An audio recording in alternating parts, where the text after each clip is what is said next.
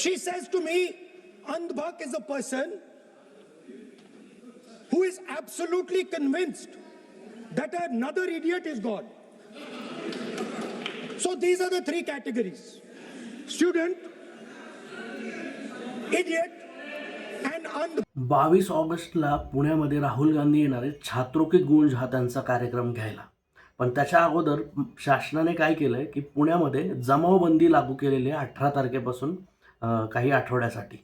अशीच जमावबंदी त्यांनी लागू केली होती मागे जेव्हा कॉक्रोच जनता पार्टी तयार झाली तेव्हाही इंस्टाग्रामवरती, आणि जंतर मंतरचं आंदोलन जेव्हा पीकला गेलं तेव्हाही जमावबंदी त्यांनी आणली होती. खरं तर जमावबंदी कशासाठी आणले ह्याचं काही ते कारण देत नाहीत. देशात काही आणीबाणी नाही आहे किंवा दंगल सदृश कुठलीही परिस्थिती नाही आहे किंवा देशाला कुठला धोका आहे असंही अजिबात नाही आहे.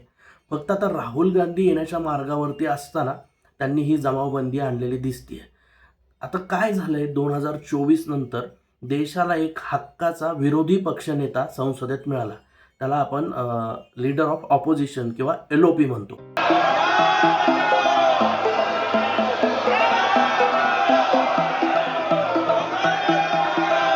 ते झालेले आहेत राहुल गांधी, कारण काँग्रेसचे एक 100 खासदार आले त्याच्या जोरावरती ते झाले. खरं तर एक 50 खासदाराच्या आसपास असताना ते पद मिळतं आणि काँग्रेसला 2024 मध्ये आपण बघितलं 100 खासदार मिळाले.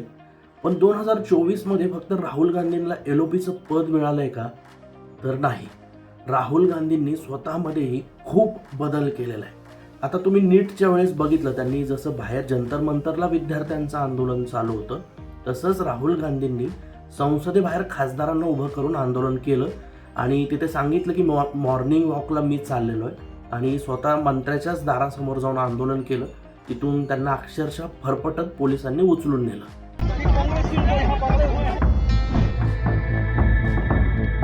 त्याच्यानंतर आत्ता तुम्ही बघितलं झारखंडमध्ये विद्यार्थ्यांचं आंदोलन चालू होतं. राहुल गांधींनी थेट हेमंत सोरेन यांना लेटर लिहिलं आणि विद्यार्थ्यांच्या काय मागण्या आहेत ते चेक करा म्हटले. आणि आज तुम्ही बघितलं की JPSCचा सुद्धा सरकारने त्यांच्या सगळ्या मागण्या मान्य केल्या. JPSCचा रिझल्ट रद्द केला, ती एक्झामही रद्द केली आणि आता पुढे त्याच्यावरती अजून निर्णय होईल.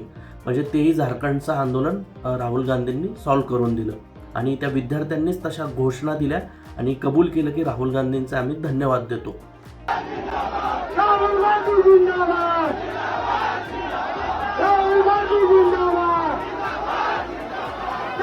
राहुल गांधी सर जी को मैं धन्यवाद ज्ञापन करना चाहती हूं कि लगातार उनके प्रतिनिधि हमसे आकर के मिले भी हैं और हमें आश्वासन दिया, समर्थन दिया.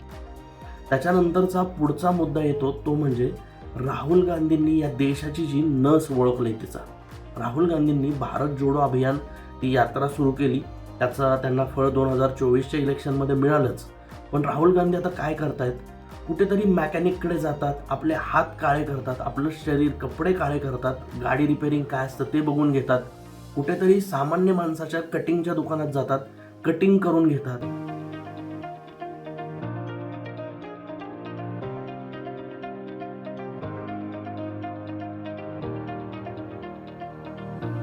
कुठल्या तरी ड्रायव्हर्सना भेटतात.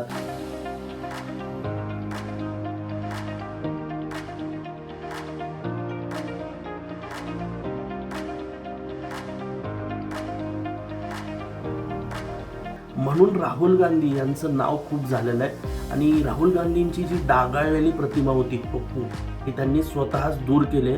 संसदेत अतिशय अभ्यासपूर्ण त्यांची भाषणं आहेत. संसदेत त्यांना माहिती आहे गनिमी कावा कसा खेळायचा.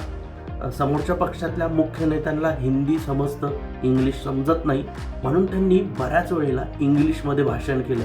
She says to me, Andhbhak is a person who is absolutely convinced that another idiot is God. So these are the three categories: student, idiot, and Andhbhak who follows the idiot. पण बऱ्याच वेळा त्यांचं mic अर्थात बंद केला जातो. मग त्यांनी त्याच्यावरतीही आता उपाय काढलेला आहे. जेव्हा संसदेत त्यांना टोकलं जातं तेव्हा ते बाहेर भव्य दिव्य पत्रकार परिषद घेतात आणि त्याच्यामध्ये सगळं सांगून टाकतात. पीटा जा रहा है. This is completely un Indian. Modi ji has not even apologized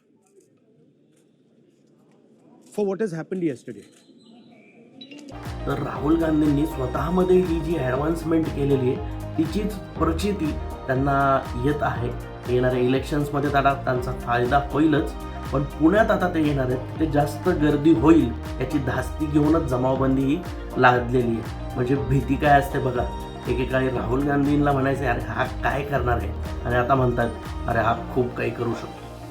परिस्थिती बदलते, प्रयत्न करत राहिले पाहिजेत.